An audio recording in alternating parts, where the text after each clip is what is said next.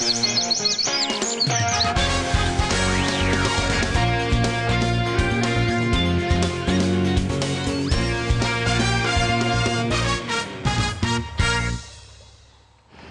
jaar hier Suzanne Bogaert en Bianca van der Schoot een zo'n succes met haar voorstelling Tjechov bij de bushalte.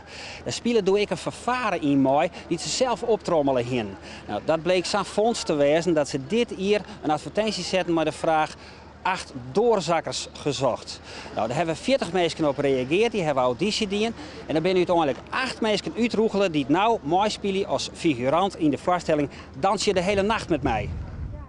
Op Oerol hebben de amateur troszakkers 2 dagen oefenen op de set naast strand en de branding. Op een gegeven moment kwam ook een vriendin naar me toe en die zei zo van, hé, wat doe je hier?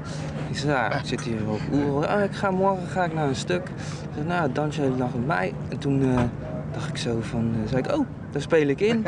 Ja, en zij zo, wat? Speel jij daarin? Niet, zij is heel goed. Nee, dat valt wel mee hoor. Ik heb ooit de Eerste beginselen. tango, eerste dan. De basis. De zwarte band. Deze en deze. Ik ga langs.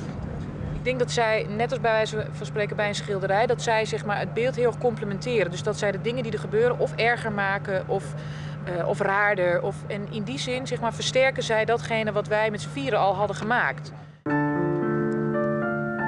Loop jij gewoon ergens daarin? Het is eigenlijk een personeelsfeest en dus we zijn ook een soort van collega's. En, het feest is net afgelopen, maar we willen eigenlijk allemaal nog niet naar huis. We willen nog doorgaan, maar er is geen muziek meer en de drank is op een gegeven moment ook op en de laatste ronde is geweest. Maar toch blijven we allemaal een beetje hangen en ja, zitten te wachten op niks. Er gebeurt eigenlijk niks, maar ontwikkelt zich wel van alles tussen 2 stellen. En daar hangen wij een beetje omheen. Ik heb het gevoel dat het wel gelukt is. En dat ja, misschien ook wel bijzonderder is dan met allemaal betaalde professionele mensen. Omdat ja, die zullen misschien allemaal ook wel weer meer een ei willen gaan leggen. En dan krijg je gewoon een hele andere voorstelling. Maar zij zijn eigenlijk heel dienstbaar, maar wel heel belangrijk in beeld. En dat is volgens mij een mooie combinatie.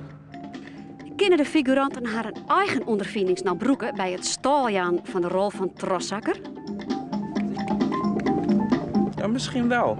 Want op een gegeven moment krijg je wel het gevoel van, oké, ik sta dan boven op de duinen, sta ik. En dan denk ik van, ja, ik sta hier eigenlijk een beetje.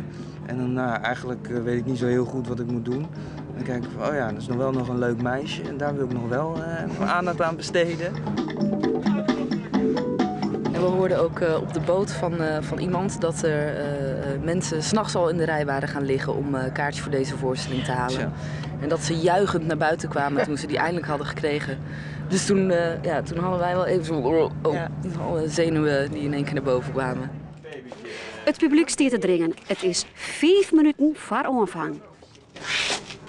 De paar bewegingen die ik moet maken, het cirkeltje over de scène. Dus dan denk je, god, daar moet ik dit doen, dan moet ik dat niet vergeten. Daar moet ik mee staan, daar moet ik zo kijken, dan moet ik dit doen, daar moet ik gaan liggen, daar moet ik gaan staan, daar moet ik gaan dansen. En daar moet ik weer gaan liggen en dan blijf ik aan het eind gewoon 10 minuten liggen. Dus dat is heel ontspannend, bang dat je dan in slaap valt.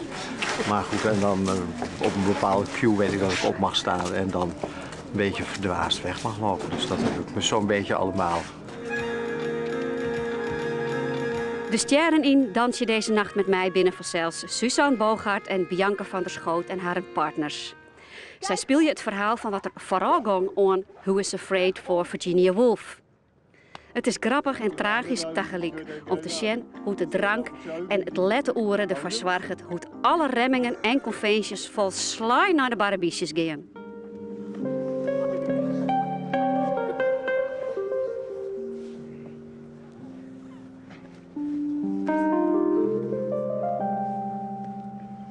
En dat alles dus in het zeilskip van 8 oertjoegende figurant troszakkers.